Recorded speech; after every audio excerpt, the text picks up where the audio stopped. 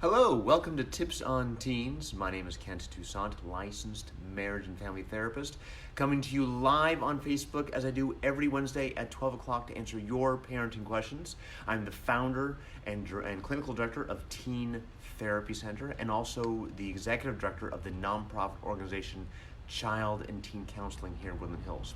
Let's jump to today's question. My son's pediatrician wants to prescribe medication for ADD. The therapist he works with thinks it might be anxiety and not ADD. How do I know what to do? It's a great question. I hear this question a lot.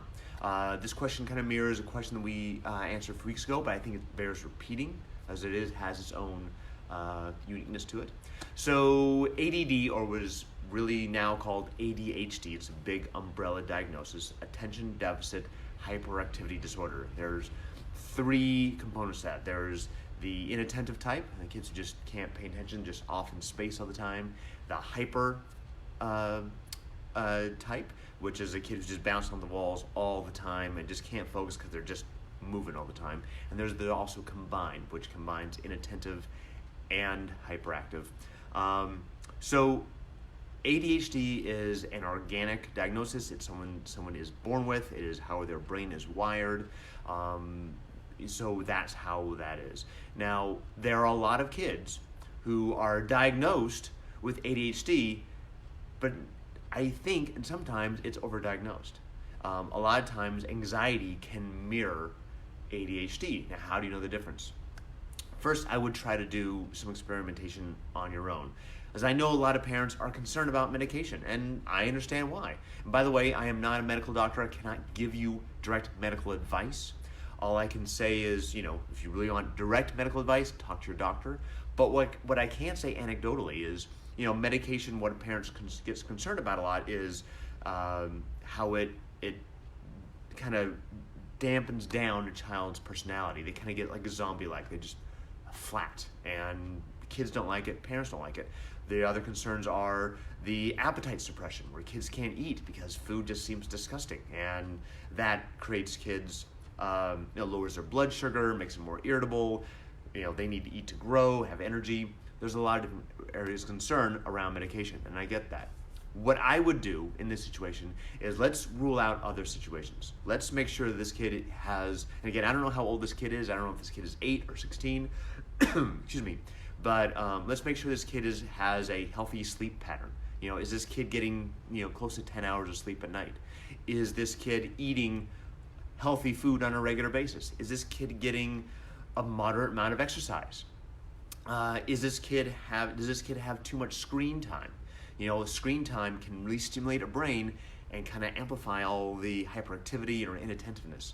So I would want to limit that as possible. Also, what's going on in the home? Is there a lot of family strife? Are parents not getting along? Is there a lot of arguing and yelling and arguments in the house? Is there a lot of drama? Has there been a death in the family? Is there bullying going on? That kind of stimulation that can be jarring can rear itself up, and the symptomology can look like ADHD. So you want to make sure all those things are being taken care of. Now, this therapist that this kid's working with seems to think it's more anxiety. Now, anxiety, again, can look like ADHD because they're so worried, it's hard to focus, it's hard to pay attention. They feel like they need to get up and move around. So I would want to treat the anxiety. And anxiety can be dealt with through therapy, regular exercise, healthy food, so on and so forth. So I would want to go that route.